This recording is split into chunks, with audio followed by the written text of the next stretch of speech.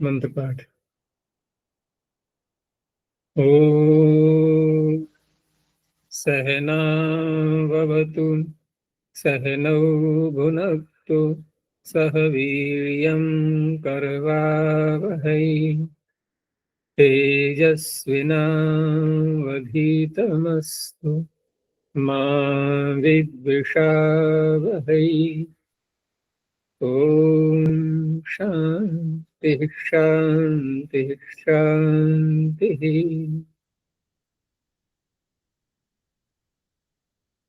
प्रथमावृत्ति की 482वीं कक्षा, 8वें अध्याय का तीसरा पाठ प्रारंभ होगा। पीछे का कोई प्रश्न हो तो बताना पहले, और नहीं तो आगे चलते हैं। आचार्य प्रतिश्रवणे च, इसमें जो दूसरा उदाहरण है देवदत्त भोः किमार्थ, ये किमार्थ ये अंगीकार कैसा हुआ आचार्य? प्रतिश्रवणे च सूत्र पर किमार्थ का क्या मतलब, क्या क्या प्रश्न है? इसमें अंगीकार द्योतित हो रहा है? नहीं, अंगीकार की बात नहीं थी। प्रतिश्रवण के दो अर्थ किए थे ना। एक तो प्रतिश्रवण यह है कि किसी ने प्रश्न किया और उसका उसने उत्तर दे दिया, वो अंगीकार के रूप में हुआ या जैसे भी हुआ। दूसरा यह है कि किसी ने प्रश्न किया लेकिन दूसरे को समझ में नहीं आया किसने बोला क्या, तो वो भी तो कुछ कहेगा ना। वो बिना कहे तो उसको पता ही नहीं चलेगा पहले वाले को कि मेरी बात इसने सुनी कि नहीं सुनी। तो उसने जब ये कहा कि क्या कह रहे हो, मतलब मैं सुन नहीं पाया, मेरा नाम लिया है या और कोई प्रश्न है, तो उसके लिए है ये कि मात्र दोनों ही दो प्रकार के उदाहरण दिए इन्होंने प्रतिश्रवण में, और दोनों ही प्रतिश्रवण है। क्योंकि अगर केवल उत्तर की ही बात होती कि प्रश्न किया किसी ने और उत्तर दिया, इतना ही अगर कहना होता तो प्रत्युत्तर शब्द भी कह सकते थे फिर, जबकि कहा इन्होंने प्रतिश्रवण, प्रत्युत्तर शब्द नहीं बोला, तो उसमें प्रत्युत्तर भी आ जाता है और प्रश्न उत्तर के रूप में नहीं है। यानी कि दूसरा वक्ता भी एक प्रश्न ही कर रहा है, जैसे कि मात्र प्रश्न ही तो हुआ ये। पहले वाले ने कोई प्रश्न नहीं किया, उसने तो आवाज दी थी केवल, वो समझ नहीं पाया किसको आवाज दे रहा है या क्या बोला ये, तब उसने कहा कि मात्र। तो है ये भी प्रतिश्रवण, क्योंकि श्रवण के बाद उसने बोला है, इसलिए प्रतिश्रवण। जैसे उत्तर के बाद, प्रश्न के बाद जो बोलता है उसको प्रत्युत्तर।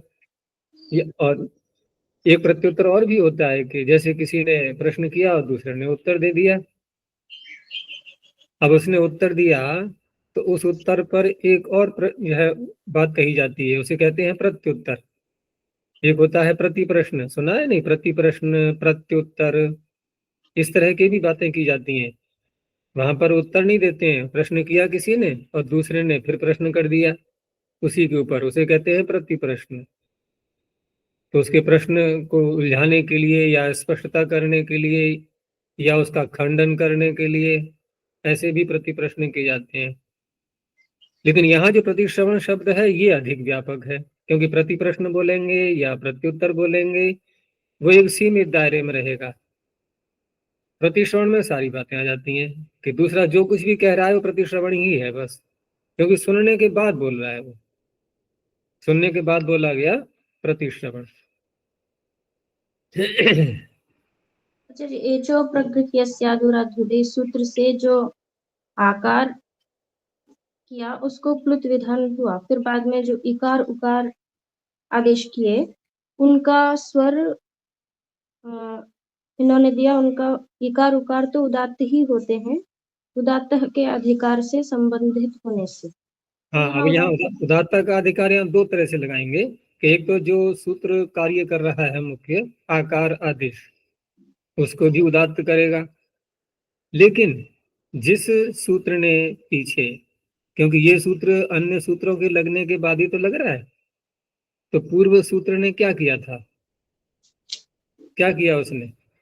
अनुदात्त स्वरित प्लुत अनुदात्त प्लुत, स्वरित प्लुत कर दिया, ठीक है ना, या स्वरित अनुदात, जो है अनुदात प्लुत कर दिया या स्वरित प्लुत कर दिया या उदात्त प्लुत, जो भी कुछ किया, तो जैसा उसने किया है वो तो उसने कर दिया है। अब यहाँ पर उसने पूर्वार्ध का एक अलग से आदेश किया यहाँ विधान, आत कह करके। तो आत कह करके जो किया है, तो यहाँ इसमें अनुवृत्ति आ किसकी रही है? जैसे एक एक उदाहरण करके देखो। पहले में है अगमः पूर्वान ग्रामान अग्निभूता ई पटाऊ। तो पूर्व सूत्र यहाँ हमने कौन सा लगाया? अनुदात्तम प्रश्नांताभूतो। हाँ, उससे क्या किया हमने? अनुदात्त अंतिम वाले पद को अनुदात्त प्लुत किया। अनुदात्त प्लुत किया। तो पूर्व सूत्र ने जैसा किया है वैसा ही आकार ये कर देगा, ठीक है ना? उसमें तो परिवर्तन नहीं किया इसने, उसने परिवर्तन नहीं किया। प्लुत तो रहना ही है, लेकिन स्वर के नियम के अनुसार जैसा स्वर पीछे वाले ने किया वैसा ही स्वर उसने कर दिया। लेकिन अब जो अगला भाग रह गया, क्योंकि इसने दो टुकड़े कर दिए ना उसके, तो दो टुकड़े कर दिए तो कहने को तो यही आएगा कि अगर दो टुकड़े कर ही दिए हैं इसने, तो जो उत्तरार्ध है वो भी वही स्वर होना चाहिए जो पिछले वाले ने किया है, वही तो होना चाहिए। उसी के तो दो भाग किए थे उसने। लेकिन अब वहां पर जो है ये सूत्र जो उदात्त का अधिकार पीछे से आ रहा है, तो उस उदात्त के अधिकार को कहाँ चरितार्थ करेगा? क्योंकि इसने तो केवल आकार आदेश किया है, बस स्वर पीछे का ही रहने दिया, स्वर पीछे का ही रहने दिया, और उदात्त उसको आकार आदेश और कर दिया। तो अब जो उदात्त का अधिकार आ रहा है, वो जो अगला भाग बचा है वो वहां जाकर के चरितार्थ हो जाएगा, वो उदात्त हो जाएगा। अच्छा ऐसा जी, ही सभी ने माना है। उदात्त का अधिकार समाप्त नहीं हो गया था पूर्व जी? उदात्त का अधिकार समाप्त वहां पर है जहां पर कोई अन्य स्वर कर रहा है।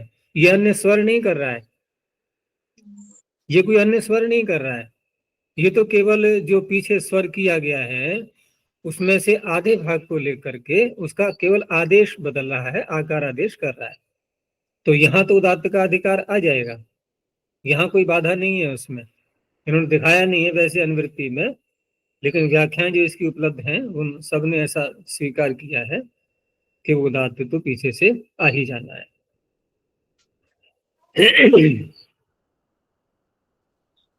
अच्छा जी, तयोरेवावचि संहितायाम वो एक, और इसी सूत्र और उसके पूर्व इकार उकार आदेश किस लिए किए हैं जब वो है ही तो वो, तो जो संधि वाले सूत्र हैं उनको उनकी दृष्टि में ये असिद्ध हो जाएंगे। तो यहाँ इक्वयणचि की दृष्टि में अब उसको क्या दिखेगा?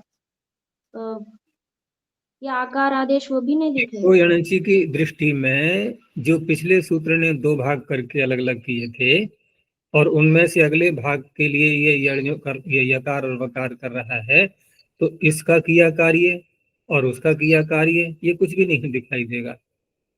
तो उसको तो क्या दिखाई देगा फिर? ए और ओ, यही दिखाई देंगे ना।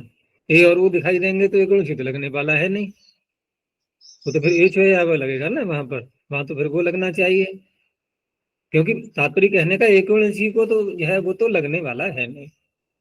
अब जब ये यकार वकार वहां पर कर देगा, ठीक है ना, यकार वकार वहां पर कर देगा, इसका भी कार्य उसको कुछ नहीं दिखाई देने वाला है, तो वो तो लग ही नहीं पाएगा।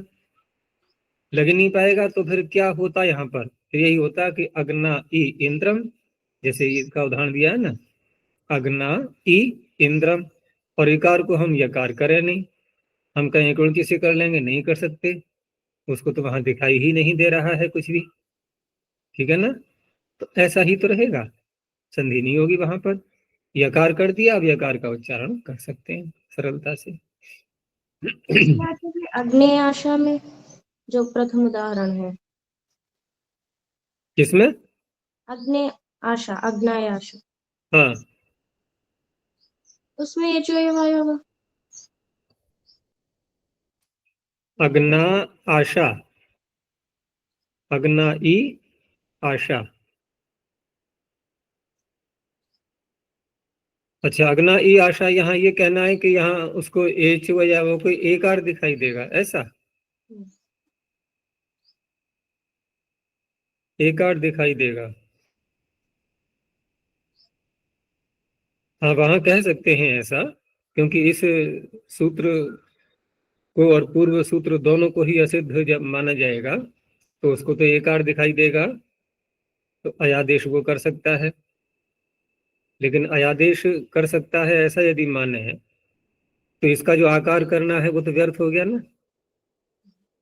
तो इसकी व्यर्थता को संभालने के लिए, ये व्यर्थ न हो जाए, तो पूर्व सूत्र के कार्य को तो वहां देखेंगे, फिर वो तो विद्यमान रहेगा, क्योंकि पूर्व सूत्र की सार्थकता तभी सिद्ध हो पाएगी जबकि आकार का उच्चारण होता रहे, आकार दिखाई देता रहे।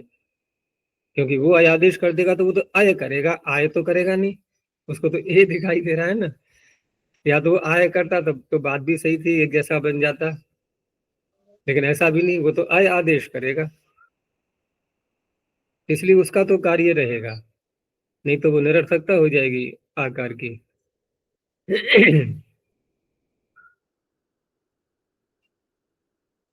इस सूत्र को बनाया इसीलिए गया है तैयारी संहितायाम को, नहीं तो ई और ऊ तो थे ही पहले से, और ई और ऊ पहले से जब कर दिए हमने, अलग अलग दो भाग कर दिए उसके, तो इकोणची हम लगा ही सकते थे अगर हम उसको सिद्ध मानते तो, लेकिन वो सिद्ध हो नहीं पा रहा था, क्योंकि उसने जो कार्य किया था वो किया था पूर्वस्य अर्धस्य आत्। अब उत्तर से तो ये अंश न डालते सूत्र के अंदर, ठीक है ना, तो उत्तरार्ध ई और ऊ ही तो रहता। तो स्पष्ट है कि ये तो सिद्ध रहना नहीं, क्योंकि वहां तो ये कुछ कुछ भी नहीं कर रहा है, ये तो पूर्वार्ध में कार्य कर रहा है, पूर्वार्ध में ही तो कार्य कर रहा है ये, उत्तरार्ध में तो कुछ भी नहीं कर रहा है वहां, तो ई और ऊ तो रह ही जाते वहां पर। तो उस समय हम अगर इकोणची लगा लेते तो इसकी अगले सूत्र की आवश्यकता ही नहीं पड़ती। तो ये सूत्र बनाए इसीलिए गया है कि इकोणची को वहां पर जो पूर्व सूत्र ने दो टुकड़े किए हैं वो नहीं दिखाई देंगे, और वहां वो लग ही नहीं पाएगा, इसलिए इस सूत्र की रचना की गई है।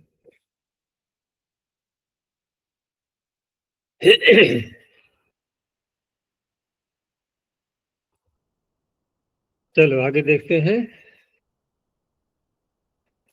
अब जो यहाँ से संहितायाम प्रारंभ हुआ था, तो ये तो बता ही दिया गया था कि ये आगे पाद के अध्याय के अंत तक जाना है इसको। और संहितायाम को भी हम कहाँ लगाते हैं, संहितायाम जो कहा जाता है वहाँ दो पद अलग अलग हैं, वहां तो कोई आवश्यक नहीं है, क्योंकि संहिता का जो एक नियम बहुत पहले मैंने बताया था एक बार, कि संहिता कहाँ कहाँ हो सकती है, कहाँ नहीं होती है, या कहाँ विकल्प है। तो एक श्लोक बताया था मैंने, कारिका या श्लोक कह लो उसको, कि संहितैक पदे नित्या, संहिता एक पदे नित्या, एक पद में कहाँ कहाँ नित्य है बता रहा हूं मैं। संहितैक पदे नित्या, नित्या धातु उपसर्गयो, धातु और उपसर्ग जहाँ जोड़े जाते हैं वहां पर ऐच्छिक नहीं है, वहां संधि करनी ही होगी, नहीं करेंगे तो अशुद्ध माना जाएगा वो। संहितैक पदे नित्या, नित्या धातु उपसर्गयो हो, नित्या समासे, समास कर दिया हमने, वह भी संहिता के नियम जो भी हैं, संधियां जो हो रही हैं वो करनी ही होंगी। नित्या समासे, वाक्ये तु सा विवक्षाम अपेक्षते। वाक्य में क्या होता है कि वाक्य में हम अलग अलग पदों को बोलते हैं, अनेक पदों को मिलाकर के वाक्य बनता है ना, तो वहां पर विवक्षा, वक्ता की कहने की इच्छा है तो करे, न कहने की इच्छा है तो नहीं करे। तो ऐसे यहाँ पर भी है, संहितायाम का अधिकार चल रहा है आगे, लेकिन वहां संहितायाम का अधिकार होने पर भी जहां पर एक पद है वहां के लिए है, वहीं घटाएंगे इसको, और जहां भिन्न भिन्न पद है वहां तो कोई अनिवार्यता नहीं होती है उसकी, वो ऐच्छिक हो जाता है। आचार्य जी, मुझे ये जो प्रगृह्यस्य पीछे तयोर्व्यावच संहितायाम जो चर्चा हो रही थी, हाँ, ये जो प्रगृह्यस्य, इस सूत्र ने जो एज के दो विभाग किए थे, वो विभाग हिको यणचि इस सूत्र से परे है, असिद्ध है। फिर भी ये तयोर्व्यावच संहितायाम एक ये कहता है कि जो एज के दो भाग किए हैं वो इको यणचि इसकी दृष्टि में सिद्ध रहते हैं, यही आशय हुआ ना। काम तो वही कर रहा है वो इको यणचि का काम। हाँ, वो काम वही कर रहा है, तो काम क्यों कर रहा है वही, वही तो हम तब कहेंगे ना कि वो भी प्राप्त हो रहा है ये भी प्राप्त हो रहा है, तब कहा जाएगा वही। एकोणचित प्राप्ति नहीं हो पा रहा है, उसकी दृष्टि में तो असिद्ध हो गया ना ये पिछला सूत्र, उसकी दृष्टि में असिद्ध हो गया, असिद्ध हो गया तो उसका वो तो कार्य कर ही नहीं रहा है। वो तो हम वही इसलिए बोलते हैं कि जो कार्य वो करता था वैसा ही कार्य ये कर रहा है, ये तो कह सकते हैं हम, लेकिन वो भी कर रहा है ये भी कर रहा है ऐसे नहीं, क्योंकि वो नहीं कर पा रहा है, करता तो वही था वो कार्य। त्रिकोणची जो कार्य करता था, कार्य तो ये भी तयोरावची वही कर रहा है, लेकिन वो इस समय कर नहीं पा रहा है, ठीक है ना, वो इस समय कर नहीं पा रहा है। तभी आचार्य पूर्वोत्तर सिद्धम, यहाँ असिद्ध प्रकरण जो चल रहा है, और जहाँ जहाँ असिद्ध होते हुए भी किस विषय में सिद्ध रहेगा, ऐसे भी वाक्य आए हैं ना। नहीं वो तो ठीक है, जहां जहां वाक्य आए वहां तो हम वही बात मानेंगे, जहां जैसा नियम बता दिया गया। जैसे प्लुत की बात थी कि यहाँ प्लुत का जो विधान किया गया है ये असिद्ध प्रकरण में ही तो है, और प्लुत प्रक्रिया नित्यम कहाँ पर है, जो प्रकृति भाव कर, तो वहां ये चर्चा हुई थी ना कि प्लुत प्रक्रिया नित्यम में प्लुत कहना ये तो बेकार की बात होगी ना, जब प्लुत कर रहे हैं हम असिद्ध प्रकरण में, तो उसकी दृष्टि में तो प्लुत है ही असिद्ध है वो तो प्रकृति भाव कैसे करेगा वो। तो क्या कहा गया कि स्वर विधि में ये जो प्रकृति भाव करने में जो यहाँ पर प्लुत किया गया है ये सिद्ध माना जाएगा। तो ऐसे कई स्थल आए थे, पीछे भी कई बातें कई विषय में चर्चा हो चुकी है, कहाँ कहाँ असिद्ध प्रकरण में किए कार्य हम उसको सिद्ध मानते हैं, कहाँ नहीं मानते। तो ये सब बातें तो जहां जैसी हैं वहां वैसी ही स्वीकार करनी होंगी। अब यहाँ पर क्योंकि ये सूत्र जो रचना स्वयं बता रही है कि पिछला सूत्र त्रिकोणची की दृष्टि में असिद्ध है, तो वो नहीं लग पा रहा था तो इसने कार्य किया, उस जैसा ही किया ये कह सकते हैं, कार्य किया है इसने वही जो यण वो कर रहा था, यण ये भी कर रहा है, लेकिन इसको यण शब्द से नहीं बोलेंगे, यकार वकार सूत्र में कहा है वैसे ही बोलेंगे।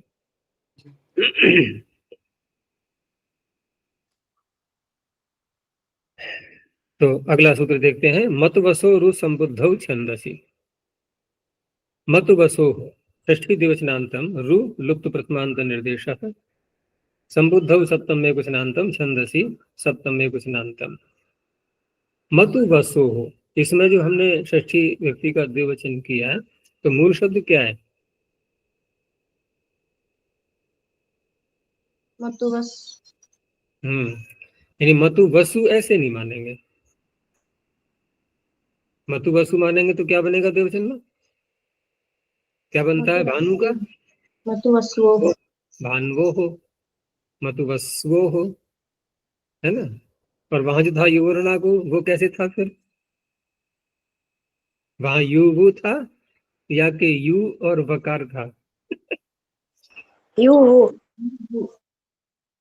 है वहां युवु था ना, और फिर भी सूत्र क्या है युवो हो, तो मतु वसु हो।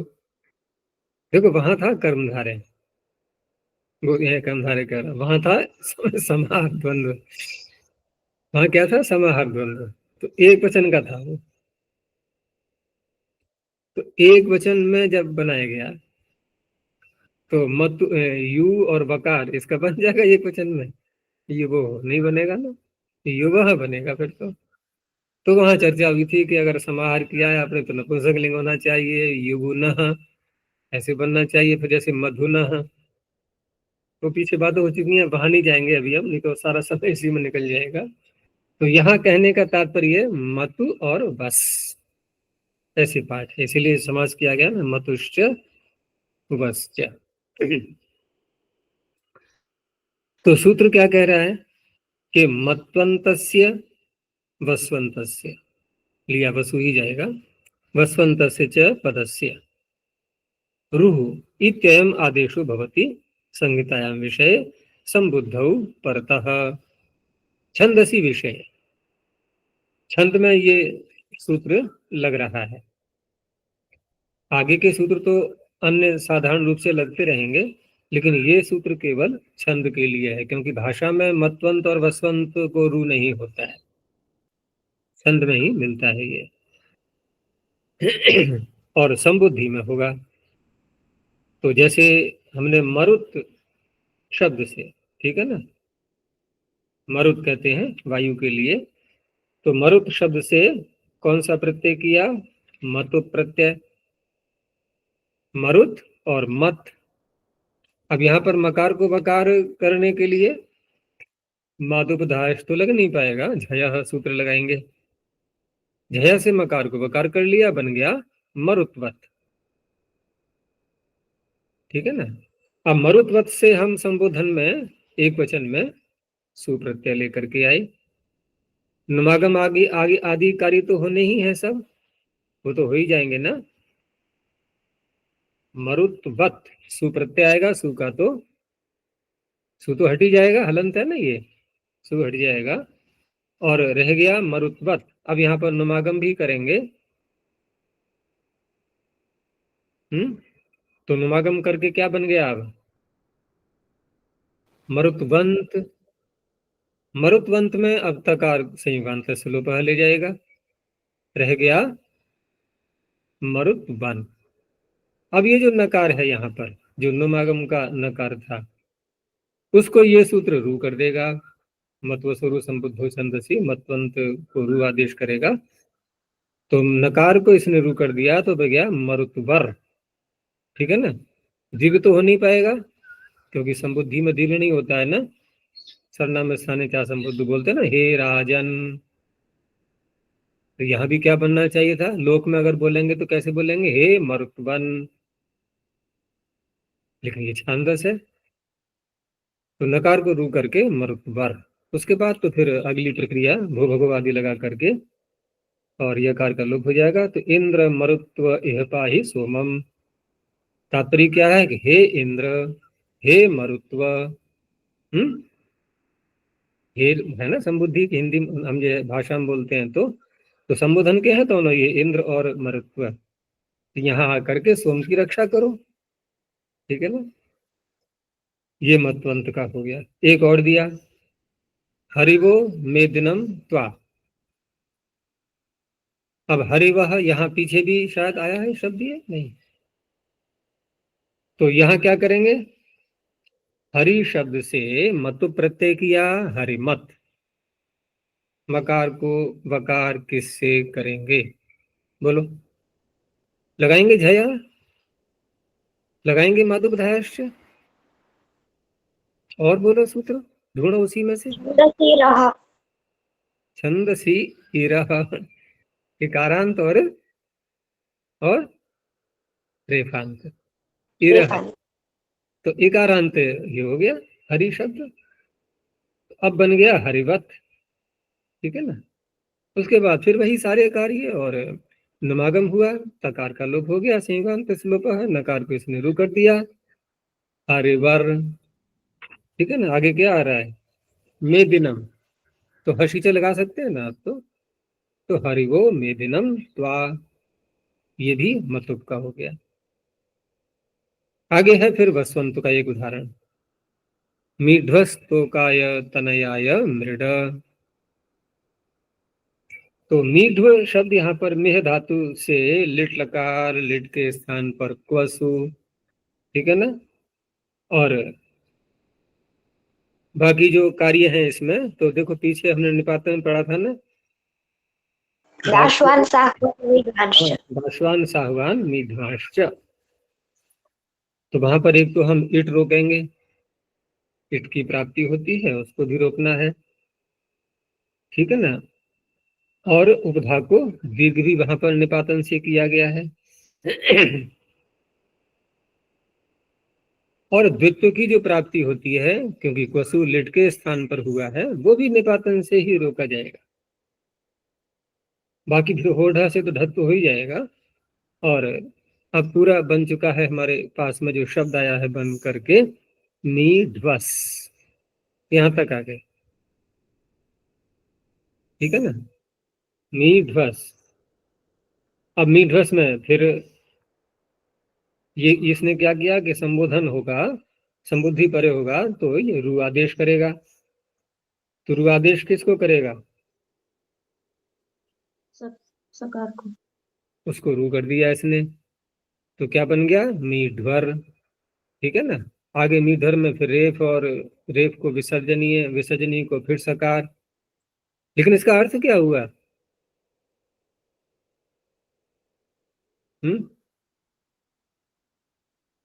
अर्थ क्या होगा? लिट लकार किया है ना, सिंचन किया, सिंचन। यद्यपि छंद में वो काल को भूल जाओ कि लिट लकार परोक्ष भूत में होता है, वो तो सामान्य रूप से है।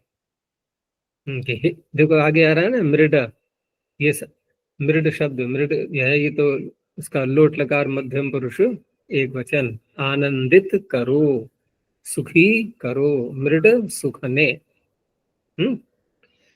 हमारी तोक के लिए, तनय के लिए तोक किसे कहते हैं? संतान। संतान के लिए तनय, तनय भी संतान। तनय संतान की संतान हो गई, ठीक है ना। तो तोकाय तनयाय, यानी कि हमारे पुत्र पौत्र आगे जो भी पीढ़ी जो भी चलती रहेगी या इसमें विद्यमान है, उन सब के लिए हे सिंचन करने वाले, हम जो है वर्तमान काल में ही ले लेंगे, इनको सुख की वर्षा करो, सुख का सिंचन करो इन सब के ऊपर, ये तात्पर्य है। तो इस तरह से इस सूत्र के द्वारा हमने जो कार्य किया वो तो पूरा हो गया यहाँ पर, और अन्य किसी सूत्र से इसका कोई संबंध नहीं है। तो इस तरह से जो भाषा में जैसा हम बोलते हैं वैसा वेद में कोई आवश्यक नहीं है, वहां पर रू आदेश हो जाता है मत्वंत और भस्वंत को। अब यहाँ से रू की अनुवृत्ति आगे चलेगी, तो ये इसको भी क्या बोलते हैं, ये भी एक प्रकरण है, ऋत्व प्रकरण, ठीक है ना। 12 सूत्रों तक चलता है ये ऋत्व प्रकरण। अब यह ऋतु प्रकरण प्रारंभ तो हो गया, लेकिन प्रारंभ होने के बाद भी आगे जो और सूत्र आएंगे रू करने के लिए, वास्तव में तो वो प्रकरण है मुख्य, और उस प्रकरण को ध्यान में रखते हुए ये जो सूत्र आ रहा है आगे, और एक और भी आएगा, ये 2 और 4, ये आगे जो सूत्र लगने वाले हैं वहां व्यवस्था करने के लिए हैं, और वहां की व्यवस्था के लिए उन सूत्रों को लेने के लिए जो आगे सूत्र आ रहा है उसमें जो शब्द है ना पहला अत्र, ये अत्र किसके लिए होगा? ये पिछले सूत्र के लिए नहीं,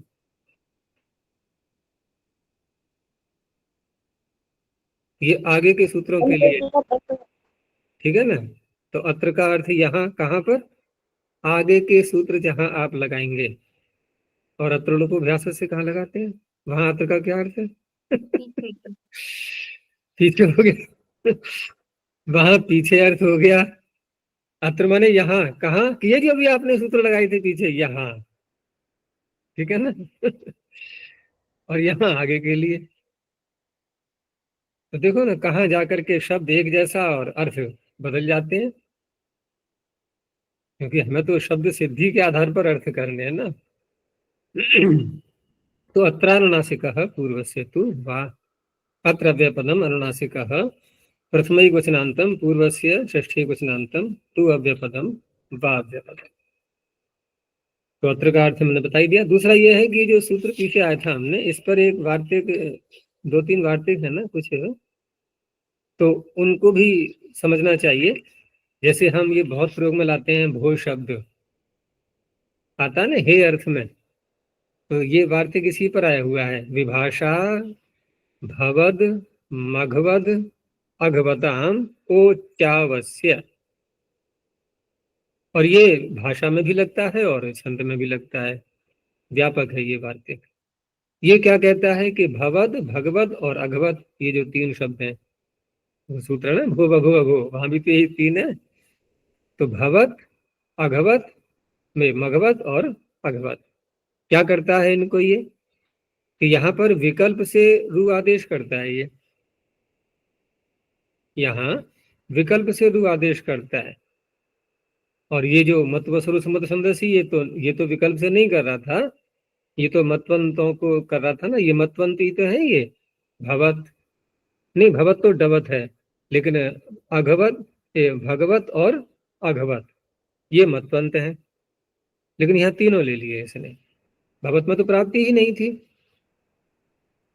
और मघवत अघवत में प्राप्ति तो थी लेकिन छंद में थी, लोक में नहीं थी। तो इस तरह से विकल्प कर रहा है ये, लोक में भी और भाषा में भी।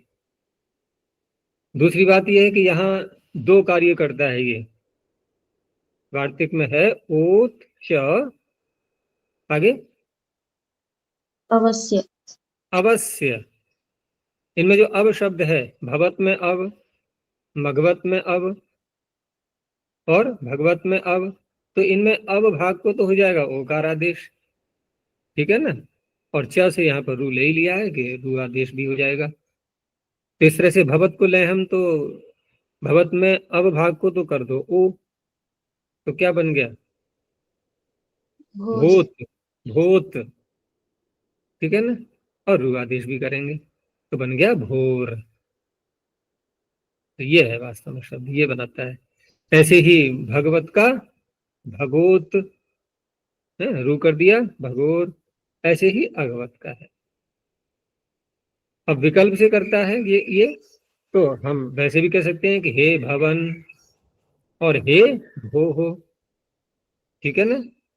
ऐसे ही हे भगो हो, हे भगवन, उपनिषद में तो बहुत आता है भगो भगो करके। ऐसे ही अघवत, हे अघो हो, हे अघवन। एक पक्ष यहाँ और भी चलता है कि भो भगो अघो, ये एक तरह से निपात के रूप में भी स्वीकार किए गए हैं।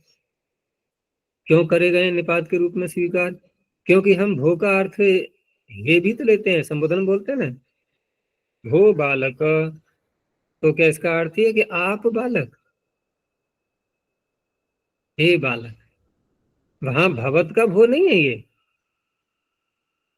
तो ये भी तो भो चाहिए ना हमें। तो फिर निपात मान करके भी इनको, इनके अव्यय के रूप में इनका प्रयोग होता है। तो इसमें दिया हुआ है कि निपात भी इनको स्वीकार किया गया है। निपात विज्ञानाद्वा सिद्धम, उस तरह से भी सिद्ध है। क्योंकि बिना संबुद्धि के भी द्विवचन बहुवचन में भी इनका प्रयोग, जैसे देवदत्त यज्ञ दत्तौ, तो क्या होना चाहिए वहां पर, भवंतौ होना चाहिए फिर। लेकिन भो देवदत्त यज्ञ दत्तौ, तो भगवत से तो नहीं बन पाएगा, ये तो निपात ही मानना पड़ेगा अलग से अव्यय एक। तो अव्यय भी स्वीकार किया गया है। फिर स्त्रीलिंग में हम बोलते हैं भवती, हे भवती, संबोधन में। लेकिन संबोधन में यहाँ पर जब स्त्रीलिंग शब्द के साथ में जोड़ते हैं इसको, वहां भी भो का प्रयोग मिलता है देखने के लिए। वो भी निपात मान करके ही संभव हो पाएगा, वो भी निपात मान करके होगा। तो भो ब्राह्मणी, जैसे ब्राह्मणी दीर्घ है इकार, उसको ह्रस्व कर लिया संबोधन में ब्राह्मणी, और उसके साथ में भी भो शब्द का प्रयोग मिलता है। तो ये अलग से भी निपातन है। अब ये जो निपातन है ये केवल ओकारांत माने जाएंगे, इसमें सकार नहीं है साथ में। क्योंकि भो ब्राह्मण में सकार मानेंगे तो क्या बनेगा, वैसे यहाँ सकार तो हो जाएगा, क्योंकि वो तो रू करके और भो भगो अघोप वसी वशी से रेप को यकार हो जाएगा, यकार का लोप हो जाएगा। तो घोष भगोस अघोष ये निपात के रूप में भी है, अव्यय के रूप में। और ये जो ओकार आदेश करके भवत भवत अघवत के स्थान पर ओकार आदेश करके रू करके भी बनते हैं, दोनों प्रकार से है।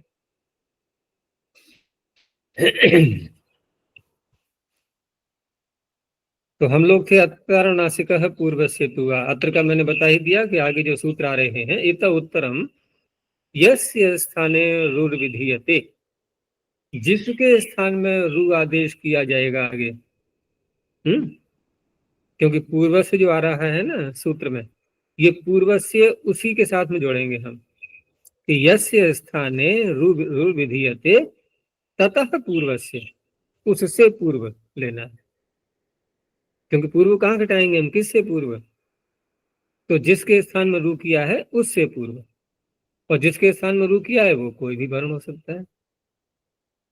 ततः पूर्व से तु वर्ण से वा अनुनासिकादेशो भवति इत्यधिकारो वेतव्य, ये अधिकार चलेगा आगे। और ये जो है अनुनासिक क्या है, ये आदेश। अनुनासिक धर्म है किसी वर्ण का, किसका है? अचूंकि। हम्म अचूंकि। किस सूत्र से?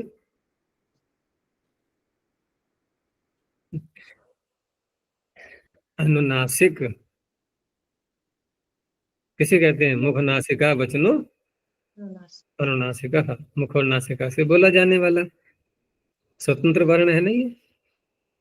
देखो स्वतंत्र वर्ण तो सारे ही हैं, 63 वर्ण। विसर्जनीय भी स्वतंत्र है, संख्या पूरी कैसे होगी नहीं तो। लेकिन क्या विसर्जनीय को हम अकेले बोल पाते हैं कहीं भी? क्या व्यंजन के आगे बोल पाते हैं? क्यों नहीं बोल पाते? विसर्जनीय का उच्चारण स्थान क्या है? कंठ। और कंठ जिन जिनका उच्चारण स्थान है उनको बोलते समय मुख बंद करके उच्चारण निकलेगा उसका, या मुख खोल करके? खोल मुख के। खोल करके निकलेगा। तो मुख खोल करके निकलेगा तो मुख खोलते ही स्वर निकलता है, ध्यान रखना सदा। अगर हमने बोलते बोलते मुख खोल दिया तो इसका अर्थ है स्वर तो हमने बोल दिया। क्योंकि व्यंजन जितने भी हैं जिनका उच्चारण स्थान सबका अलग अलग बताया गया है, जितने भी व्यंजन हैं वहां पर स्पर्श है जिह्वा का कहीं ना कहीं, ठीक है ना। वहां मुख को खोलने की बात नहीं है। तो ठीक है कि हम बोल नहीं पाते, इसीलिए तो कहा गया कि अनवक भवति व्यंजनम इति, अच अवश्य चाहिए साथ में, तब बोल पाते हैं। लेकिन हम उनको आधा कह करके व्यवहार में बोलते हैं ना कि ये आधा है, ये आधा वास्तव नहीं होता, होता तो पूरा ही है वो।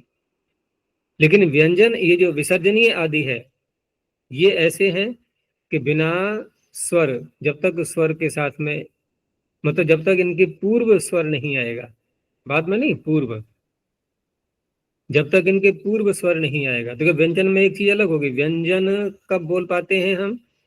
बाद में स्वर होता है तब, या पूर्व स्वर होता है तब?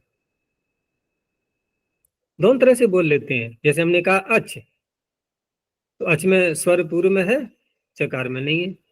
और हमने कहा च, च में बाद में आया। लेकिन अच जब पूर्व स्वर है तो चकार का तो उच्चारण करते करते मुख रुक गया ना हमारा, बंद हो गया वहां उच्चारण, और हमने बाद में ले लिया उसी आकार को, तो च, अब मुख खुला हुआ है हमारा। क्या विसर्जनीय, विसर्जनीय हम बाद में स्वर लेकर के बोल पाएंगे?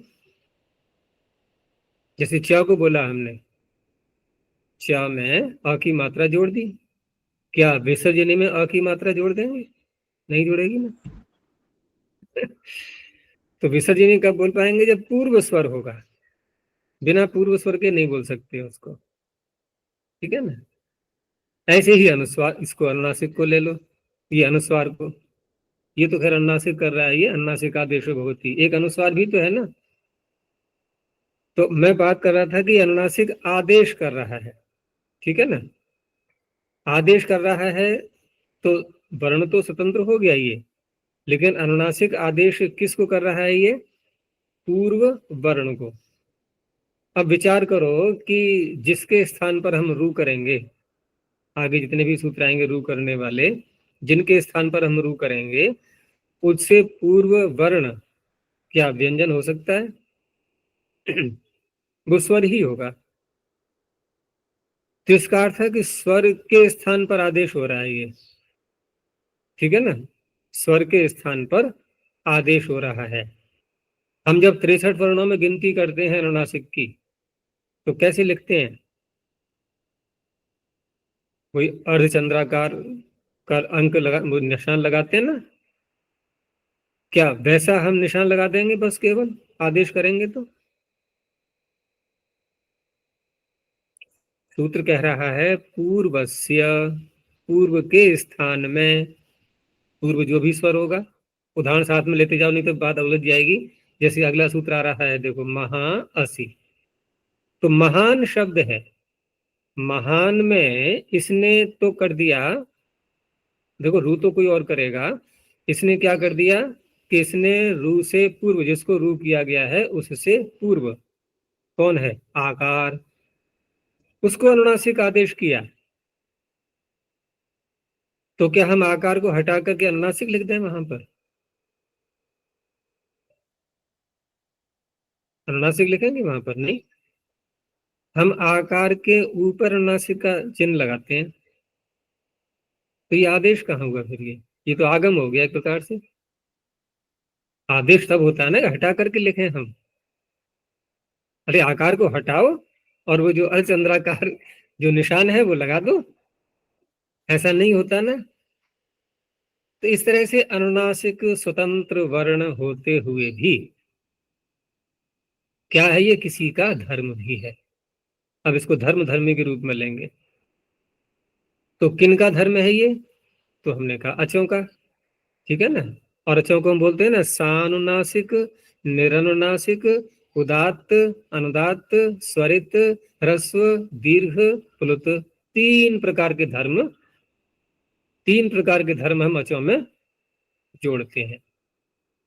सबसे पहला धर्म ह्रस्व, दीर्घ, प्लुत। फिर स्वर की दृष्टि से देखें तो उदात्त, अनुदात्त, स्वरित। अब स्वर शब्द में भी एक संदेह हो जाता है कि स्वर तो हम अचों को बोलते हैं, लेकिन ये स्वर से तात्पर्य उनकी जो क्वालिटी है कि धीरे बोल रहे हैं, जोर से बोल रहे हैं, मध्यम बोल रहे हैं, उसको एक अलग अलग शब्दों से कहा गया, उदात्त, अनुदात्त और स्वरित। और तीसरा जो धर्म है वो है अनुनासिक सानुनासिक होना और निरनुनासिक। तो निरनुनासिक को तो हटा ही दिया हमने, वो धर्म वहां धर्म नहीं है, वहां निरनुनासिक है और सानुनासिक। क्या स्वरों का धर्म सानुस्वार और निरनुस्वार भी है क्या? ये तो नहीं है ना। तो अनुस्वार जैसे अनुनासिक मैंने कहा कि स्वतंत्र वर्ण होते हुए भी किसी का धर्म होता है ये, लेकिन अनुस्वार स्वतंत्र वर्ण भी है और किसी का धर्म नहीं है। जैसे विसर्जनीय कहा था मैंने प्रारंभ में, विसर्जनीय स्वतंत्र वर्ण भी है, किसी का धर्म भी नहीं है, ठीक है ना। ये व्यंजन भी सारे स्वतंत्र वर्ण भी हैं और किसी का धर्म भी नहीं है, लेकिन फिर भी इनमें विशेषताएं हैं कुछ ना कुछ है कि व्यंजन का उच्चारण जब तक हम स्वर नहीं जोड़ते हैं उसके साथ में आगे, तब तक पूरा पूरा स्पष्टता से नहीं होता। विसर्जनीय का उच्चारण जब तक पूर्व में स्वर नहीं आएगा तब तक होगा ही नहीं, ठीक है ना। व्यंजन का उच्चारण तो फिर भी हो जाता है अगर आगे स्वर नहीं है और पूर्व में स्वर आ जाए कहीं पर आसपास में। जैसे मैंने अच का उदाहरण दिया था, अच बोलते हैं तो पूर्व तो आ गया स्वर, तो चकार का उच्चारण समझ लेते हैं लोग। जैसे हमने कहा महान, तो कोई कहेगा कि नकार का हमें सुनाई नहीं दे रहा है, इसमें आकार जोड़ो पहले, महान ऐसे कहो, नहीं, फिर पता लग जाता है क्योंकि आ पूर्व में आ चुका है, उससे पता लग गया हमें। लेकिन व्यंजन विसर्जनीय का उच्चारण अगर पूर्व में स्वर नहीं है तो नहीं हो सकता। ठीक इसी प्रकार से अनुस्वार का उच्चारण भी जब तक पूर्व में स्वर नहीं है नहीं होगा, लेकिन है तो स्वतंत्र वो। जैसे विसर्जनीय स्वतंत्र है, तो जो स्वतंत्र वर्ण होते हैं उन्हें हम लाएंगे कहीं पर, तो अगर हम अलग से ला रहे हैं उनको कहा जाएगा आगम। जैसे अनुस्वार आगे आएगा ना, अनुनासिकात पर अनुस्वार, तो वहां अनुस्वार को आदेश नहीं कहा जाएगा, अनुनासिक को तो आदेश किया गया क्योंकि ये किसी का धर्म भी है, इसलिए अनुस्वार किसी का धर्म नहीं है, तो उसे क्या कहा जाएगा? आगम। अलग से ला रहे हैं तो, ठीक है ना, उसे कहा जाएगा आगम। तो ये मैंने थोड़ा भेद बताया कि अनुनासिक में और अनुस्वार में दोनों में क्या भेद है। अब तक हम क्या एक सा समझ पा रहे थे इनको, लगभग यही ध्यान में रहा होगा कि दोनों एक से हैं, ये केवल लिपि में थोड़ा सा अंतर आ जाता है, लेकिन ऐसा नहीं है। अनुस्वार एक स्वतंत्र वर्ण है, इसलिए आगम के रूप में लाते हैं उसको, और आदेश भी करेंगे यदि, ठीक है ना, आदेश भी यदि करेंगे कहीं पर तो वहां वो हटा करके आएगा, फिर किसी को वहां पर हटा करके आएगा। तो प्रश्न उठेगा फिर ये अनुनासिक आदेश ही तो किया है हमने, हटा कर क्यों नहीं आ रहा है ये? फिर समझना बात को। जैसे आगे कहेंगे ना मोनुस्वार, मकार को अनुस्वार होता है, तो मकार भी रहेगा क्या वहां? लेकिन यहाँ जो कहा गया अनुनासिक आदेश होता है, तो जैसे महाअसी में क्या आकार को हटा दिया हमने, आचार्य जी हटा ही दिया है, वास्तव में हटा ही दिया है। एक सानुनासिक आकार आया है फिर, और स्थानीय अंतरतम लगा करके आया समझ में। क्योंकि बिना स्वर के अनुनासिक रह ही नहीं सकता। अनुस्वार तो रह लेगा, लेकिन कैसे रह लेगा? उसके पूर्व स्वर अवश्य हो। जैसे हमने मकार को अनुस्वार कर दिया अनुस्वार से, क्या कभी कल्पना कर सकते हो कि मकार को जो अनुस्वार किया है उससे पूर्व कोई व्यंजन है और उच्चारण होगा ही नहीं फिर अनुस्वार का, संभव ही नहीं है ऐसा। हाँ, तुम क्या करें अनमोल? यही मैं कह रहा था कि ये सानुनासिक निरनुनासिक भेदात अचः द्विधा भवन्ति। हाँ, ये जो अष्टादश अभी महान भेद शब्द करते हैं में, ना, अष्टादश भेद करते हैं सारे, वो तीनों धर्मों को मिला करके बोलते हैं। तो ये महान शब्द में महार रुत्व करके बनाया, और जो पूर्व आ था वो निरनुनासिक था, उसी के स्थान में वो दूसरा जो विभाग है उसका सानुनासिक, वो आदेश हो गया, इसलिए वो आदेश है, आगम नहीं। आदेश हो गया, ठीक है ना। अब आदेश करते ही हम लगाते हैं स्थानीय अंतरतम। आदेश जब करेंगे तो स्थानीय अंतरतम लगाते हैं नहीं, क्योंकि सानुनासिक और भी बहुत सारे अच हैं। तो कौन सा आएगा आकार के स्थान पर? आकार के स्थान पर कंठ वाला ही सानुनासिक आएगा। इकार उकार को तो ला नहीं पाएंगे हम, वो भी तो सानुनासिक है। लेकिन मोनुस्वार से मकार को अनुस्वार किया है, आदेश तो वही है। क्या वहां भी लगाए स्थानीय अंतरतम? आदेश है ना, क्यों? आदेश है वो तो। स्थानीय अंतरतम परिभाषा है। परिभाषा कहाँ लगाते हैं? जहां झगड़े की स्थिति बन जाती है, संदेह की स्थिति बन जाती है। अनुस्वार तो है ही अकेला, यहाँ कौन से कोई बहुत सारे प्राप्त हो रहे हैं, लेकिन सानुनासिक वर्ण और भी है, तो स्थानीय अंतरतम लगाएंगे। चलो और करना विचार इन पर। ये विषय थोड़ा ब्रह्मचार्य शिक्षा में पहुंच गए थे अभी हम, नहीं तो इसी में समय निकल जाएगा सारा ये। तो ये तो सूत्र व्यवस्था करने वाला हो गया, उदाहरण तो आगे आने ही है सब ये। तो जहां जहां भी रू आदेश करते जाएंगे, वहां उससे पूर्व जो भी वर्ण है, जो भी वर्ण का तात्पर्य मेरा व्यंजन और स्वर की दृष्टि से नहीं बोल रहा हूं मैं, स्वरों में ही जो है, व्यंजन तो संभव ही नहीं है, स्वरों में ही जो है उसको अनुनासिक आदेश हो जाएगा, यह अधिकार चलता जाएगा। जैसे समह सुटी सूत्र आएगा आगे, तो सम के मकार को रू करेंगे तो उससे पूर्व जो सम अ है, ठीक है ना, उसके स्थान में सानुनासिक आकार आ गया, ऐसे बोला जाएगा। तो संस्कर्ता। अब ये दूसरा उदाहरण दिया है संस्कर्ता अनुस्वार करके, वो उसको ध्यान में रख लिया। अगला सूत्र आ रहा है ना, अनुनासिकात पर अनुस्वार है, वो भी तो आएगा सूत्र आगे, वो अनुनासिक अनुस्वार करता जाएगा। तो अनुस्वार जो करेगा वो आगम कहलाएगा। तो आगम कहलाएगा तो स में जो आ है वो अपनी जगह है, वो अपने स्थान पर है। और उसके आगे, अब आगे का मतलब यह है कि अब उसकी लिपि ही ऐसी अनुस्वार की, वो ऊपर चढ़ जाता है। जैसे हम रेफ में से र में से आकार को निकाल देते हैं, स्वर को निकाल देते हैं, तो कहाँ जाके बैठता है वो? जैसे कर्म, र में से अ को हटा दिया, कहाँ चढ़ गया वो? माँ के ऊपर। तो क्या माँ का धर्म है वो? नहीं। तो यहाँ जो स में अ है उसके ऊपर चढ़ गया अनुस्वार, तो क्या ये अ का धर्म है? नहीं। तो अगर हम गिनती करेंगे जब वर्णों की, कभी गिनती की नहीं होगी ऐसी, अगर गिनती की जाएगी तो अनुस्वार की गिनती अलग से होगी, इसमें नहीं होगी। और जहां पर हमने अनुनासिक किया है, क्या अनुनासिक की गिनती अलग से होगी? नहीं होगी। ये कभी आया था विषय सामने? नहीं आया होगा अभी तक। तो गिनती करने में अनुस्वारी गिनती अलग से की जानी है, ध्यान रखना। चलो बाकी जो इसमें सकार जो है ना, जिसको रू किया था, रू को फिर विसर्जनी किया, विसर्जनी को फिर सकार किया है, एक तो वो है, दूसरा सुटका पूर्व से भी सुट आगम दिखाई दे रहा है, एक और सकार है ना ये संस्कर्ता। सुटका पूर्व जो पीछे आ चुका है, ककार से पूर्व सकार एक और है, वो सुटका पूर्व का है। तो ये संस्कर्ता, संस्कर्तुम, संस्कर्तव्य देख लेना, और कोई बात हो तो पूछ लेना बाद में।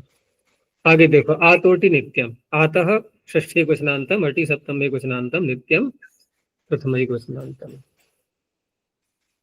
अब ये कह रहा है क्योंकि पीछे तो उसने अनुनासिक कर ही दिया था, और अगला सूत्र जो आ रहा है वो अनुस्वार भी कर रहा है, तो एक तरह से दो पक्ष बन जाते हैं फिर। तो उसके बीच में ही ये सूत्र डाल दिया है कि यदि आकार के स्थान में अनुनासिक किया है तो नित्य शब्द जोड़ा सूत्र में, वो नित्य ही रहेगा। तो क्यों कहना पड़ रहा है ऐसा? क्योंकि अगर ये सूत्र न बनाए तो अगला सूत्र अनुस्वार भी करेगा, फिर करेगा नहीं करेगा? सूत्र का अर्थ देखो पहले कि अटि परतः रोह पूर्वस्य आकारस्य स्थाने नित्यम अनुनासिकादेशो भवति संहितायां विषये।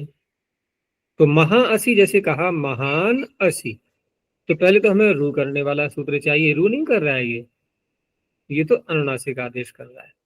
तो रू करने वाला सूत्र हो पहले, वो है दीर्घादटि समान पादे, आगे आएगा। एक ही पाद में, समान पाद में, छंदों में जो पाद होते हैं ना मंत्रों में, वहां पर समान पाद में यदि अट प्रत्याहार का वर्ण कोई आगे आता है तो वहां पर, यानी कि दीर्घ से आगे अट आ रहा है, तो वहां नकार के स्थान पर, न कहां से आ रहा है? नष्टव्य प्रशांत, तो नकार के स्थान पर रू करता है वो। अब जब उसने रू कर दिया तो नकार से पूर्व आकार, उसके स्थान पर पूर्व सूत्र विकल्प से अनुनासिक करने लगा। दूसरे पक्ष में फिर अनुस्वार हो जाना था अगले सूत्र से। यही तो प्रक्रिया होती, ये सूत्र न होता तो। इसने कहा नहीं, अगर आकार के स्थान पर नित्य ही अनुनासिक होगा, अगर रू से पूर्व आकार है तो, और आगे अट परे भी होना चाहिए, वो भी अनिवार्यता है। तो इस तरह से भी यहाँ पर अनुनासिक ही रहेगा, अनुस्वार नहीं होगा। तो महा असी उच्चारण कैसे करते हैं हम? उच्चारण तो जो जैसे आ का उच्चारण कंठ है, तो कंठ तो है ही, लेकिन अब क्योंकि ये अनुनासिक आदेश भी किया गया है तो उसमें अनुस्वार या महा नासिक क्या है, नासिक के नासिका से भी साथ में चाहिए ना। और वहां भी हम देखते हैं अष्टाध्यायी में भी मुख नासिका वचनो अनुनासिका, तो सानुनासिक वर्ण जितने भी हैं वो मुख और नासिका दोनों की सहायता उसमें ली जाती है। तो मुख खुला ही रहेगा फिर इसमें, क्योंकि आ के साथ में जोड़ा है ना, आ का धर्म है ये, तो महा असी, ठीक है ना। उसमें भी थे, उसमें स्वस्तिवाचन शांतिकरण में भी है ना, कुछ मंत्र ऐसे आते हैं जहाँ आदित्या आदित्य स्वस्ति। फिर ये अष्टाध्यायी में केवल अनुनासिक की ही क्यों संज्ञा की, मतलब उसका अर्थ बता करके अष्टाध्यायी में केवल अनुनासिक की ही मुखवचन अनुनासिक, उसका ही क्यों अर्थ खोला है, अनुस्वार आदि उनका नहीं? उसका अनुस्वार या महा नासिक क्या है, वहां वर्णोच्चारण बोल तो दिया है, वहां है, कहाँ दे दिया है? क्योंकि ये सानुनासिक वर्ण जब कहा ना हमने, स्वरों के धर्म के रूप में जब आएगा ये, क्योंकि सानुनासिक या व ल भी होते हैं, एक अपवाद के रूप में हम कह सकते हैं इसको। व्यंजनों में केवल 3 ही व्यंजन ऐसे हैं, यकार वकार और लकार, तो उनका भी धर्म ये माना गया है। स्वरों का धर्म तो है ही ये, क्योंकि सानुनासिक व्यंजनों को वैसे नहीं बोलते हैं सारे, स्वर का जैसे हम भेद करते हैं ना कि सानुनासिक निरनुनासिक, लेकिन सारे व्यंजनों में नहीं बोला जाए, केवल 3 व्यंजन ऐसे हैं जो सानुनासिक और निरनुनासिक है।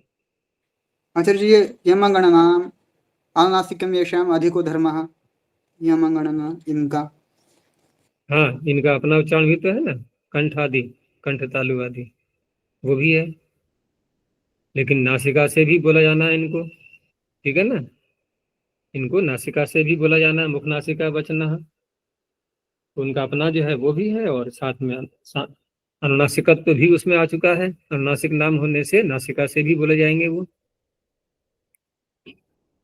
मुख नासिका वचनो अनुनासिका जो कह रहा है कि मुख और नासिका से जिनको बोला जाता है, तो प्रश्न ये हुआ कि ये सूत्र मुख और नासिका से बोलने के लिए नहीं कह रहा है, जो बोले जाते हैं वरुणाचारण शिक्षा में जो सूत्र आए हैं उनके द्वारा जो विधान किया गया है उनका नाम अनुनासिक होता है। ये तो इसने ऐसा बोल दिया।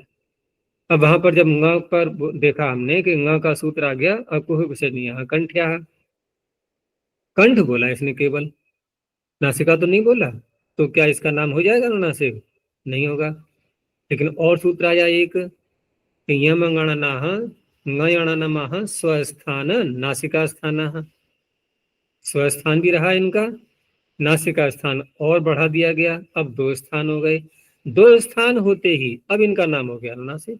उनका इस तरह से नाम है, वो कोई धर्म नहीं है, वो एक नाम है उनका, ठीक है ना। अनुनासिक उनका जो नाम रखा गया है उसमें कारण बन रहा है मुख और नासिका दोनों से उच्चारण करना। धर्म जहां बोलेंगे वहां तो ये है कि वहां वह धर्म नित्य तो नहीं है उसका। जैसे हमने कहा य व ल, तो बिना अनुनासिक के भी तो मिल रहे हैं, ये स्वरों में देख रहे हैं हम, तो ये भी बिना अनुनासिक के मिल रहे हैं, तो यहाँ पे इनको धर्म के रूप में स्वीकार किया जाएगा। लेकिन ङयाणा नामा को कहेंगे कि बिना अनुनासिक के भी मिल रहे हैं, ये वहां धर्म नहीं है, उनका नाम है। वो धर्म और नाम में थोड़ा अंतर करना होगा हमें यहाँ पर। उनका नाम ही रख दिया अनुनासिक, क्योंकि मुख और नासिका से बोले गए हैं इसलिए। और ये जो सानुनासिक स्वर है, सानुनासिक जो स्वर है, इनका नाम भी अनुनासिक बनाया इसने, क्योंकि मुख और नासिका से बोले जा रहे हैं ये, और साथ में इनका धर्म भी है स्वरों का। तभी तो बिना धर्म के और धर्म वैसे ही मिलते हैं ये, और धर्म से युक्त भी मिलते हैं ये।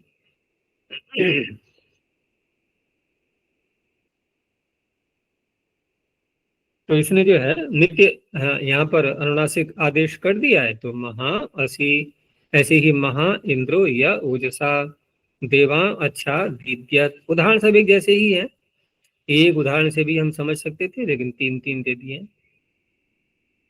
आगे अनुनासिकात् परोनुस्वारः, अनुनासिकात् पंचमे क्वचनान्तम परः प्रथमे क्वचनान्तम अनुस्वारः प्रथमे क्वचनान्तम। इस सूत्र का अर्थ करते समय हम जब तक अन्य शब्द को इसमें और नहीं जोड़ेंगे तब तक अर्थ नहीं बन पाएगा। अच्छा, अन्य शब्द को न लाएं और ऐसे ही प्रयास करें तो क्या अर्थ बनना चाहिए? अनुनासिकातम पंचमी है ना, अनुनासिक से, और पर भी आ रहा है। वैसे तो पर कहने की प्रश्न उठेगा, आवश्यकता ही क्या रही भाई, पंचमी जहाँ आती है वहां परे अर्थ करते कर ही लेते हैं, अनुनासिक से परे। तो कहेंगे वो स्पष्टता के लिए जोड़ दिया है पर, चलो ठीक है, और स्पष्ट बोलेंगे अब तो हम, अनुनासिक से परे अनुस्वार होता है, यही तो अर्थ बनेगा। तो इस तरह से यहाँ बिना अन्य शब्द को लाए सूत्र का अर्थ नहीं बन पाएगा, अनर्थ होने लगेगा फिर। अब अन्य शब्द के साथ में पंचमी होती है। अब ये जो अनुनासिकातम पंचमी है, तो अन्य शब्द का जो अध्याहार किया जाएगा, ठीक है ना, उसके कारण से पंचमी है ये। तो अनुनासिकात अन्य, अनुनासिक पीछे किया था और विकल्प से किया था, तो एक पक्ष खाली रह गया, उसी पक्ष को इसने ले लिया कि रोह पूर्व अनुनासिकात अन्यो यो वर्ण। अब अनुनासिक से अन्य कौन सा वर्ण होता है? तो स्पष्ट किया कि यस्य अनुनासिको न विहितः, क्योंकि विकल्प था ना इसलिए। ततः परः, अब ये जो पर शब्द आ रहा है, तो पर शब्द से पूर्व हम जो कुछ बोलेंगे वहां पंचमी आनी चाहिए। जैसे अन्य के योग में पंचमी होती है, पर के योग में ही पंचमी होती है, तो इसलिए ततः बोला फिर अर्थ में, ततः परः, उससे परे, क्योंकि ये आदेश नहीं है, ये आगम है, तो कहाँ बैठेगा? अब यहाँ वो तो कोई ऐसा चिन्ह है नहीं कि माध्यम तो टक तो लगा लें या मृत्यु अंत्य लगा लें, है ना, है तो आगम ही। लेकिन आगमों में पाणिनि क्या करते हैं? नकार लगाते हैं, टकार लगाते हैं, ककार लगाते हैं, मकार लगाते हैं, ये लगाते हैं। यहाँ तो कुछ भी नहीं है ऐसा अनुबंध है, इसलिए परः सूत्र में बोलना पड़ा, ततः परः अनुस्वारः आगमो भवति संहितायाम विषय। तो इस तरह से उदाहरण वही बनेंगे, संस्कर्ता आदि। तो जिस पक्ष में पूर्व सूत्र से अनुनासिक नहीं हुआ उस पक्ष में घटाना है कि रोह पूर्व, तो रू से पूर्व क्या था, स में अ, यस्य अन्नासिको न विहिता, तो स में अ है वो। ततः परः, अब देखो है, गिनती करेंगे तो गिनती आनी चाहिए नहीं इसकी। अब ततः परः बिल्कुल स्वतंत्र है ये, ततः परः अनुस्वार आगम भवति, इससे परे अनुस्वार आ गया। तो स के ऊपर जो अनुस्वार है, अब ये 2 वर्ण हो गए, और अगर हम अ और जोड़ते हैं 3 वर्ण हो गए, है ना। इनके संस्कर्ता में सकार से पूर्व वाला जो भाग है स, और ऊपर अनुस्वार, कितने वर्ण है इसमें, 3। 3। सकार, अकार, अनुस्वार। वैसे गिनना, आगे से ध्यान रखना।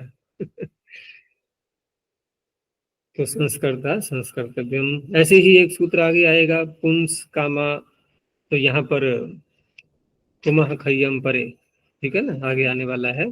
तो पुम के मकार को ये रू करता है, तो पुंस कामा, इसको आगे ही बनाएंगे जब आएगा तो। ऐसे ही भवान और चरति, तो भवान चरति में भवान के नकार को यहाँ पर रू किया गया है, तो यहाँ किससे करेंगे, नष्टव्य नष्टव्य प्रशान आएगा आगे, तो उससे कर लेंगे, भवान चरति।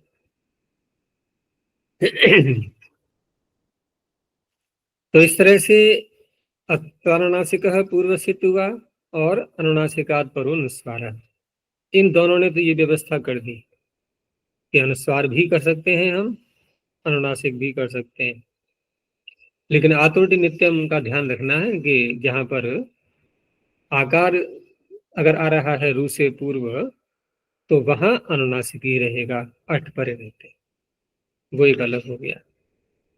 अब अभी तक रू का विधान कहीं नहीं किया गया है, ठीक है ना, रुत तो प्रकरण है ये, लेकिन रू का विधान पीछे जो प्रथम सूत्र आया था वो तो एक अलग हो गया। अब आगे यहाँ पर जहाँ ये अत्र जो शब्द आया था इस प्रकरण में, तो अत्र इस प्रकरण में, वो प्रकरण यहाँ से प्रारंभ हो रहा है। समः सुति, ये पहला सूत्र है इसका। तो समः षष्ठी क्वचनांतम, सुति सप्तमी क्वचनांतम। सुति परतः, समः स्थाने रुर्भवति। समः स्थाने का तात्पर्य अलोन्त्यस्य, ठीक है ना, मकार को, तो मकार को रू हो जाएगा सुठ परे रहते। इसका अर्थ है कि हमें सुठ पहले करना होगा।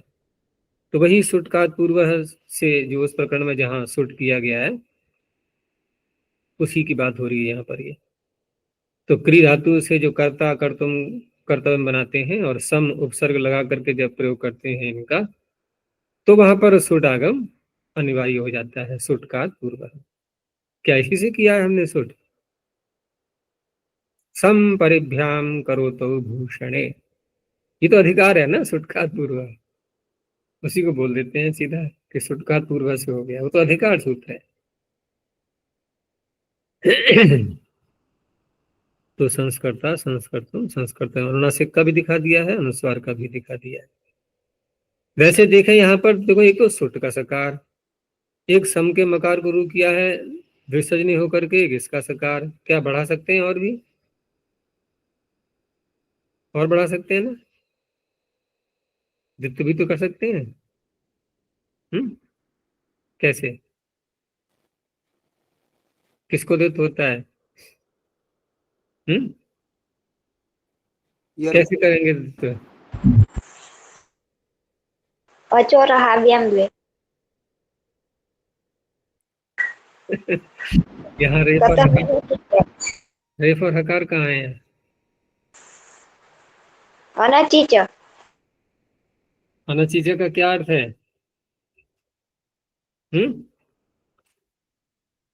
अनचीज हम कहाँ लगाते हैं, किससे उत्तर पकड़ेंगे वहां पर, वहां पे देखो अच से उत्तर यर, ठीक है ना, अच से उत्तर यर, उसको द्वित्व करता है अनच पर रहते, बस इतनी सी बात है सीधी। अच से उत्तर जो यर, उसको द्वित्व करता है, क्योंकि अचोराभ्याम जो तो अच से उत्तर रेफ और हकार को ले रहा था, और अनचीचा ने रेफ और हकार को नहीं, जो यर की अनुवृत्ति पीछे से आ रही थी तो उसी यर को लिया है, यानी कि अच से उत्तर जो यर और आगे होना चाहिए अनच, तब ये द्वित्व कर पाता है। तो इससे हो जाएगा द्वित्व।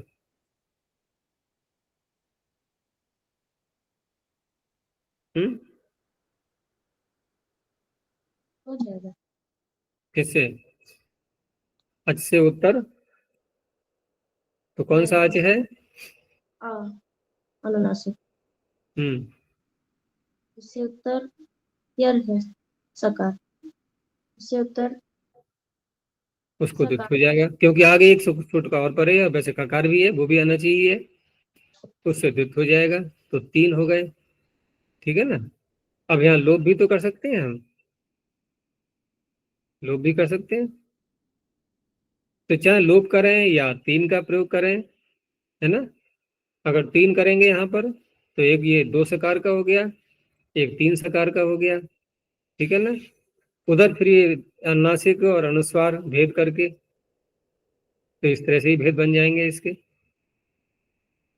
अच्छा जी, अब अनुस्वार पक्ष में अनुस्वार वो दूसरा आगम हो गया ना, तो वो अच में हम्म। गिनेंगे। जो तू कहना सारी में समझ गया कि वो अज से उत्तर अच कहाँ है, वो है ना। अनुस्वार एक स्वतंत्र वर्ण है, तो अच कहाँ है वो, तो अच से उत्तर कैसे ढूंढे हम? हम्म। अगर अनुनासिक से उत्तर है तो वो तो चलो ठीक है, सानुनासिक अच है कह सकते हैं हम, अनुस्वार तो अच नहीं है। तो देखो ये जो है अयोग वाह, कितने हैं गिनती में? सात। 8 है। तो तो अयोग वाह में गिनती है अनुस्वार की नहीं है? है। तो अयोग वाहों को, अयोग वाहों को अट प्रत्याहार में माना गया है। ठीक है ना। प्रत्याहार में पढ़े नहीं है वो, माना गया है। अयोग वाहों को अट प्रत्याहार में स्वीकार किया गया है।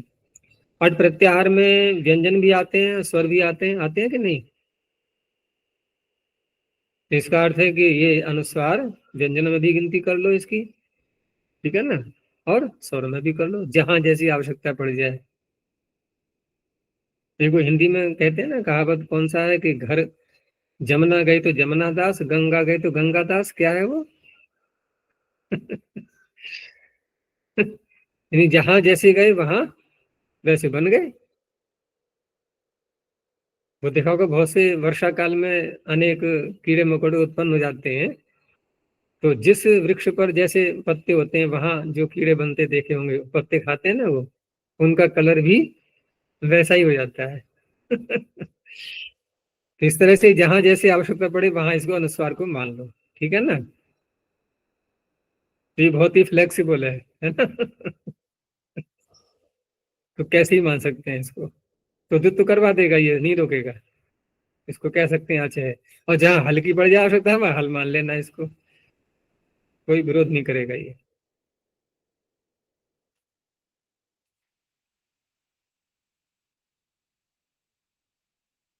तो आज का समय तो हो गया है इसी में। ठीक है ना। आगे फिर कल देख लेंगे, पूरा करेंगे इसको।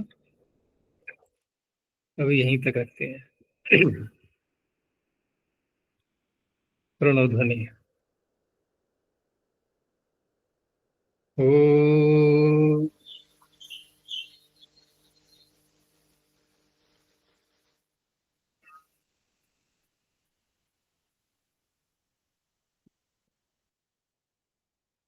ओ।